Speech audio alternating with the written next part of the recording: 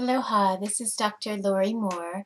I'm answering a few questions that came in during the recent filming in LA. The first question that was emailed was, when an animal reincarnates into a new body, are they all here, or is part of them still in the other realms? And that's a beautiful question because there's three answers to that. First of all, we're all in all the realms. And that sounds like a concept that couldn't be true. But in my personal experience, as I burned and burned into the heart, deep, deep, where the personal heart becomes integrated with the universal heart, we are in all the realms. And when we speak to those on the other, when I speak to those on the other side, I'll talk for myself, or the animals, or the hearts of the people, long distance, like when people say, "How did you know I was just thinking of you and you called?" It's because there is no time and space in the realm of the deepest heart. There just isn't. And so we're here, we're there. Now, more concretely, because the realm of the physical and duality is truly real, it's the most outer expression of this overall beauty collage of life. Each being as an individual in duality incarnates more or less of the soul energy into a particular body. So my experience is that we'll find some people very, very incarnated here on earth. They're just so good at the concrete world. They're very physically embodied here, and they leave, and some of themselves is in other places. And you'll meet some people who have enough of their self in other places that they seem to be in streams of telepathy and imagination and less embodied in this place. And so it is with everyone. But the animals are quite adept at being aware of how they are in the world of beyond the body and in the world of the body at once. We do find animals that will incarnate in and out. So somebody will be in the body pretty much full time, rooted in it, but another animal is using that body with permission, another soul, to move expressions in and out. This leads to another very important two questions that came up during the weekend. One is about higher dimensions and maps and realms, and somebody was experiencing her awakening through the third eye. And a lot of people do, but others experience it through the heart. And ultimately, the awakenings through the third eye, which give awareness and high vibration and maps, to go into the oneness realm, to really understand, to really know the oneness beyond concept, the place of which I was just speaking, one drops into the universal heart.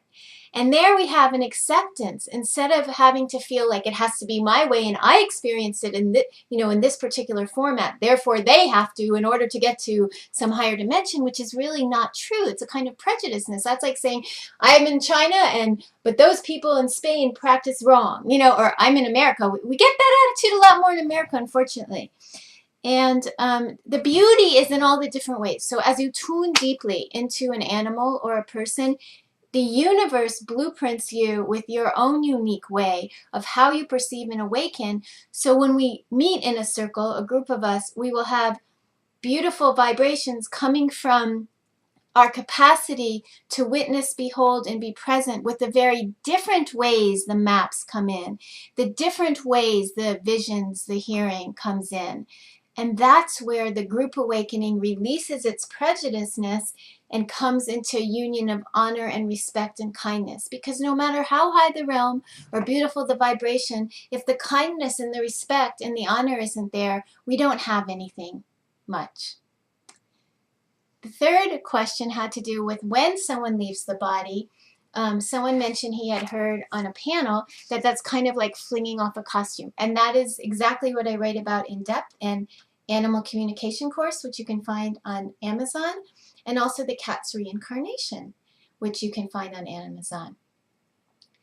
The animals understand that when the day is over and they go to sleep, it's like they let go of any identity that was developed, because to them it's just an expression, it's in a microphone.